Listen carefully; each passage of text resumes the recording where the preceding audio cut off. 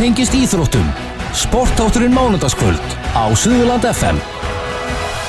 Mikið rétt, sportátturinn með ykkur hérna á þessu mánudagskvöldi úr handboltanum yfir í knattspyrnu og það ekki Pepsi-deild karla þessu sinni heldur í aðra deild karla eða tilvonandi ég kom að lína tilvonandi fyrstu deildarleikmann. Það leikmaður Gróttu, Guðmundur Marteinn Hannesson, en Grótta eru konur upp í fyrstu deildina og hann fyrirliði og leikjahesti leikmaður í sögu Gróttu. Komdu sæll og blessaður vinur. Já, sæll og blessaður. Hvernig hefur það? Ég hef það bara mjög gott. Herðu, þetta nú heldur betur búið að vera rússíbanna ferðalag hjá þér síðustu árin hjá Gróttu. Já, þetta búið að vera svolítið upp og niður. Já. Þú ert búin að vera í Gróttu hvað lengi núna? Hvað, ég er búin að vera 9 ára, 8 tímabil, tók hérna eins árs pásu út af námi, en annars ég búin að vera hérna 9 ár. Já, einmitt. Og ert orðin, náðu þeim áfanga núna á dögunum að vera leikjahæsti leikmaður hjá Gróttu? Já, það var alveg frábært að ná því. Ég var ég bjóst með enga við að ná því þegar maður fór hana í Gróttu í fyrsta skipti, sko. En þetta bara frábært og maður hrikalega stoltur að ná þessum árangri. Já, nákvæmlega. En þú kemur eins og segir til Gróttu fyrir 9 árum síðan og það náttúrulega búið að vera ýmislegt að gera hjá okkur. Þið eru búin að vera svolítið mikið í annar deildinu og svo fóruð þið náttúrulega í fyrst deildinu, eða ekki í fyrra? Jú, við vorum í fyrst deildinu fyrra, já, og komum við upp ára undan því. Það fór líka, þetta þriðja skiptið að fara upp með Gróttu úr annar deildinni. Já. Ég fór líka 2009 upp með Gróttu. Já. Þannig að bara vonandi náum að halda okkur uppi núna til tilbreytingar. Já, nákvæmlega. Og þú ert búin að leika hvað í heildina mikið með Gróttu? Leikjum, veistu það? 176 deildar og bikarleiki. Ekki það veri endanum? Já. En tímabilið núna, það nú heldur betur búið að vera spennandi og þeir urðu lengi bikarmeistarar í vor, er það ekki? Jú, það passar. Já, og svo í B-deild. Já, í B-deildinni og svo núna núna helgina þá töpuðu en þið vissu ekkert hvort þið væri að fara upp eða ekki. Nei, já, það er alveg rétt. Þetta var mjög svona kannski súrsætt tilfinning hérna á laugardaginn. Við þú segir töpuðum og það var kannski nokkuð óvænt, sko, þetta, en fyrirfram hefði átt að vinna þennan leik, sko, bara með hvernig deildin var búin að þróast í sumar og Höttur missir hann mann út af, sko, í fyrri áleik og við erum hann manni fleiri í seinni áleik og náum að jafna og erum alveg, byggust við að myndum hann bara sigla þessi heim en náðum að, fengum víti á okkur hann í lokin og töpuðu leiknum og ég held allan að við varum búin að klúðra þessu, sko, en síðan fengum við að fetta bara leiða leikum á búinn að hvernig ég afturhaldi fór. Já, þannig að það gat ekki verið tæpara? Nei. Með hvernig leikun var svo sem alltaf óvart og þá vistist það nú ekkert vera í hættu þar en við vissum ekki neitt hvað var að gerast svona alla tíma, sko, en þeir sem voru fyrir utan völlin, þeir vissu það svo sem. Þannig að þið voru allan með það á hreinu svona þegar þið komu inn í klefa eða? Já, okkur var tilkynnt að bara leiða út á velli, sko, þannig að það var mjög skrítið að vera út á velli að fagna, nýbúin að tapa og spila bara í rauninni mjög illa í þessum leik, sko.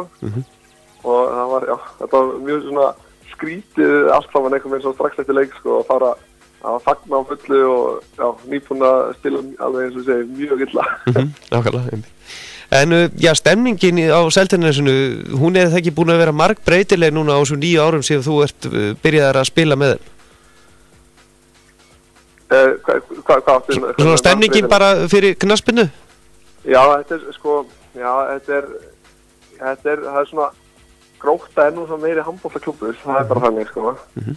Og það svona fókusin einhvern veginn, finnst mér allan að vera meira þar, sko.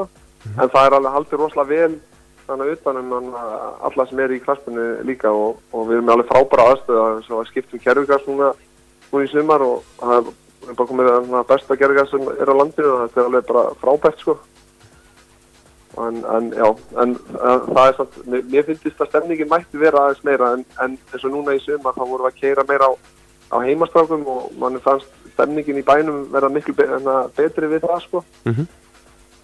Þannig að þetta er allt í rétta átt. Já, nákvæmlega. Og já, þú náttúrulega ert alltaf með tengingar hérna, enda ertu Sunnlendingur að, já, þú spilaðir það ekki gegn Þorlákshafnarbúum á tímabilinu og þeir féllu nú leik úr deild. Já. Það er sérstakt. Já, ég var nú vonast til að ég myndi að halda sér í deildinni. Maður svona, eins og segir, maður er alltaf með tengingar þannig á Suðurlandi, sko. Og fylgist alltaf vel með Selfossi og Ægi og Hamar og þessum liðum KFR svona í kring, sko. Þannig að, og maður vona alltaf að þeim gangi sér best, sko. Já. En, já, núna næstu leiktíð, þú ert áfram með það ekki í Gróttu? Jó, það er alltaf við tókum svo allavega munnlegt samkomulag hérna, ég og þjálfarinn og formaðurinn hérna á lokahófinu. Já. Þannig að það er alltaf mjög líklegt. Já, og þá mætur við með þínu gamla uppeldisfélagi það ekki Selfossingum, þú ert alveg uppið það ekki alveg í Selfoss? Jú, ég er svona aðlistan í Stórusandi í Grettuvíta Selfoss og ég leiki hérna alla yngjurflokkarna með Selfossi og það fyrstu tvö árin í meistaraflokki spilaði með Selfossi. Já. Þannig að maður þekkja ennþá nokkra í Selfossliðinu, það er svona að þeir bækandi, sko. Já. Þetta var alltaf mjög sérstakt, þannig að fyrst að maður var að mæta Selfossi sem Gróttum aðeins, sko. En það er svona, maður svona er að venjast þessu skrýtnu tilfinningu. Já, einmitt. Og já, það er allan svona, já, margir er það ekki, já, það eru fáir eftir allan sem voru með þér hérna svona upp í meistaraflokk fyrstu árið þín. Já, það er hérna, Ingi Rafn er ennþá hana og Siggi Eiberg. Já. Og sem var Steppi, hann kom heim fyrir tímabilið hana í Selfoss og ég svona, og Andi Pjú, jú, þeir eru nú nokkað fjórir. Já. Nákvæmlega.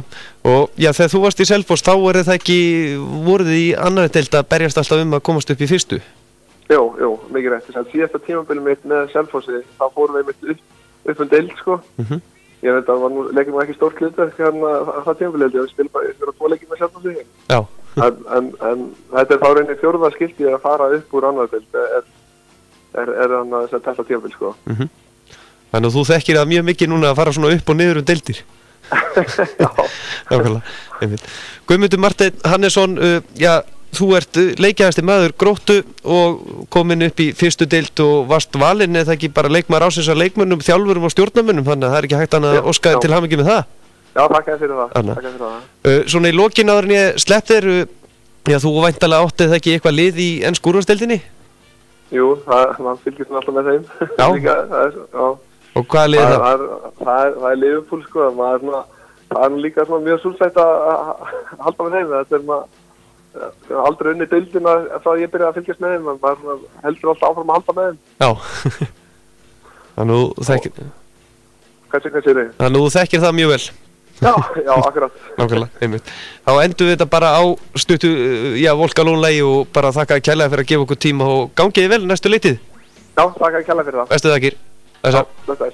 Já, dramatíkinum helgina var svakaleg í bæði annari og fyrstu deildu. Náttúrulega fyrstu deild karla gerðist náttúrulega sögulegt eða inkasso-deildinni, þar sem að Leiknir Fáskrúðsfirði rétt náði að bjarga sig frá falli með sigur gegn HK. Þetta var náttúrulega alveg lygilegt. Leiknir Fáskrúðsfirði vann HK 7-2 og á sama tíma sigraði Selfoss Huginn 4-1 sem geraði verkum að Leiknir Fáskrúðsfirði náði að bjarga sig frá falli og með einni betri markatölu heldur en Huginn sem að féll niður deild. Nú það er bilið, við ætlum að halda áfram í knattspyrnunni og hér á næsti viðmælandi minn er sennilega hann Kjartan Björnsson, rakari hérna Selfossi. Það er komið 20 ár síðan að Arsene Wenger byrjaði að þjálfa Arsenal og það er maður sem að hefur sennilega fylgst honum vel með og það er Arsenal maður hér næst á línunni. En staðan í ítalsku deildinni Cagliari 2, Sampdoria 1, þessum leik rétti það munda ljúka og svo var náttúrulega leikur Burnley og Watford. Lokatúrur þar eru 2-0 fyrir fyrir Burnley. Við förum inn á það meira innan skams, farið ekki langt. Allt sem tengist íþróttum. Sportátturinn mánudagskvöld á Suðurland FM.